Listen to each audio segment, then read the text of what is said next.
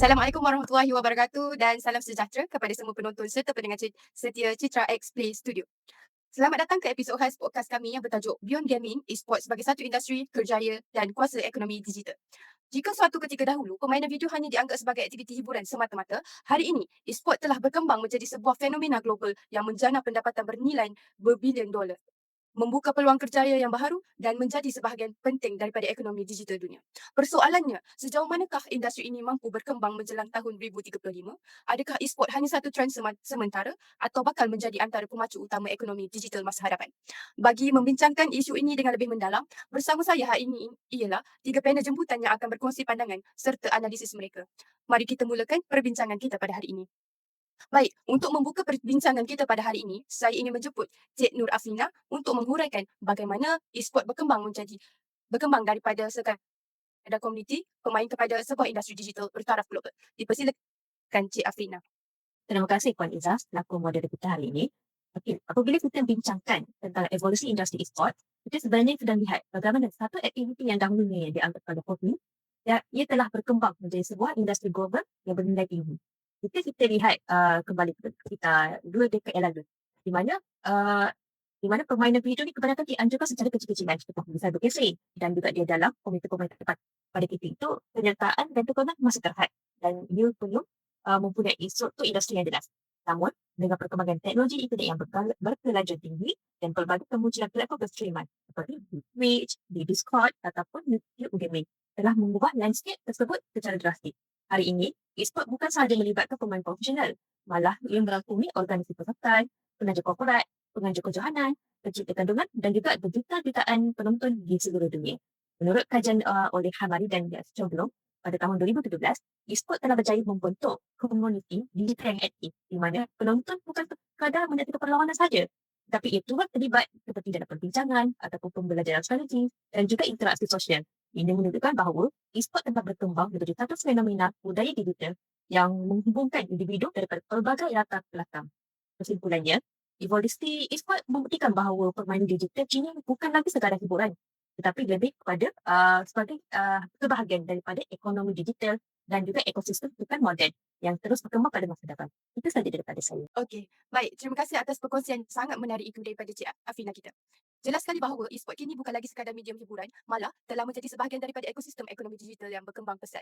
Seterusnya, saya ingin bertanya kepada Cik Yola Handani, apakah peluang kerjaya dan potensi ekonomi yang ditawarkan oleh industri e-sport kepada generasi muda pada hari ini dan juga pada masa hadapan? Terima kasih Cik Moderator. Apabila membincangkan masa depan e-sport, satu perkara yang perlu kita fahami ialah industri ini tidak lagi tertumpu kepada permainan profesional semata-mata.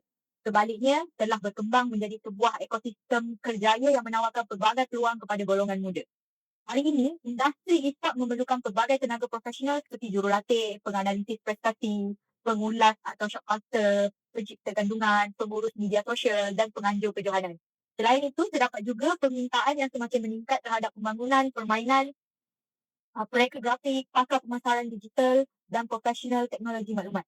Perkembangan ini menunjukkan bahawa e-sport bukan sekadar satu bentuk hiburan digital tetapi turut menjadi pemangkin kepada pertumbuhan ekonomi kreatif.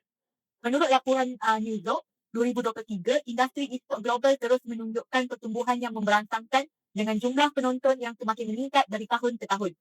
Ini secara tidak langsung mewujudkan lebih banyak peluang pekerjaan dan ruang keusahawanan dalam sektor digital. Ada lagi satu kajian, menurut kajian Cunningham dan rakan-rakan, pula menegaskan bahawa e-sport memerlukan gabungan kemahiran komunikasi, teknikal, kreativiti dan kepimpinan. Kemahiran-kemahiran ini amat penting dalam pemasaran pekerjaan masa hadapan yang semakin dipacu oleh teknologi dan inovasi. Oleh itu, e-sport boleh dilihat sebagai platform yang bukan sahaja melahirkan atlet digital tetapi juga membangunkan bakat serta tenaga kerja yang mampu bersaing dalam ekonomi digital global. Terima kasih. Okey, terima kasih Cik Handani. Sangat padat ya penerangan daripada Cik Handani kita sebentar tadi. Walaupun industri ini menawarkan pelbagai peluang kerjaya, kita juga tidak boleh mengabaikan cabaran yang wujud dalam ekosistem e-sport. Jadi, saya ingin mendapatkan pandangan daripada Cik Nur Habibah mengenai isu-isu semasa yang dihadapi industri ini serta langkah-langkah yang boleh kita ambil untuk memastikan Malaysia terus relevan dan berdaya saing dalam arena e-sport global. Okey, baik, terima kasih saya ucapkan kepada Puan Izzah selaku moderator kita pada hari ini lah. Jadi saya rasa soalan ni sangat-sangat penting lah sebab di sebalik pertumbuhan pesat industri e-sport ni, kita akan dapat lihat terdapat beberapa cabaran, isu semasa. Jadi kita akan pastikan tentang langkah apa yang kita perlu ambil sebagai perhatian lah terhadap isu e-sport ni. Jadi yang pertama yang kita dapat lihat adalah daripada sudut pemain profesional itu sendiri, walaupun e-sport ni menawarkan peluang kerjaya yang menarik, kita tahu para pemain ni sering berhadapan dengan tekanan prestasi yang tinggi, jadual latihan yang intensif dan juga risiko ketagihan permainan itu sendirilah. Jadi kalau kita ikutkan kajian yang dibuat oleh Kari dan juga Karulati pada tahun 2016 pun ada menyatakan yang e-sport ni walaupun dia pemain e-sport profesional, pemain e-sport profesional pun boleh mengalami tekanan psikologi yang hampir setanding dengan atlet yang sukan tradisional ni. Jadi antara sokongan institusi dan juga perkhidmatan dan kesejahteraan yang diterima sangat-sangat terhad untuk masa sekarang berbanding sukan konvensional. Jadi perlulah kita untuk ambil langkah-langkah untuk nak mengenangani apa masalah yang dihadapi oleh tekanan psikologi daripada pemain e-sport itu sendirilah. Jadi isu kedua ataupun isu semasa yang berlaku yang bisa kita kupas pada malam ni adalah keadaan industri e-sport itu sendiri memerlukan kepada tadbir urus yang lebih kukuh lah. Isu yang sebelum ni yang macam yang kita tahu integriti dalam pertandingan itu sendiri, etika ketika penstreaman itu sendiri dan juga ketulusan penajaan lah perlu diberi pemantauan yang lebih lagi. Sebab apa kita nak pastikan masyarakat ni yakin dengan industri e-sport itu sendiri supaya industri e-sport ni boleh berkembang dengan lebih baik sebabnya dia lebih banyak ataupun orang kata dengan e-sport sendiri kita tahu dia boleh menjana ekonomi kita punya negara lah. Jadi isu yang seterusnya adalah pengukuhan kedudukan Malaysia dalam ekosistem e-sport secara global lah. Jadi antara langkah yang boleh diambil adalah daripada negara kita sendiri yang saya dapat lihat adalah gabungan daripada kerajaan, daripada universiti-universiti dan juga industri sendirilah kena bekerjasama dalam pembangunan untuk cari bakat pemain e-sport itu sendiri, penyediaan infrastruktur digital dan juga pembentukan hub inovasi e-sport. Terutama saya dapat lihatlah daripada golongan belia lah kerana yang kita tahu golongan belia ni kebanyakannya daripada mereka yang belajar dekat universiti. Jadi antara gabungan bekerjasama dengan daripada kerajaan dan universiti boleh menjana ekonomi negara melalui e-sport itu sendirilah.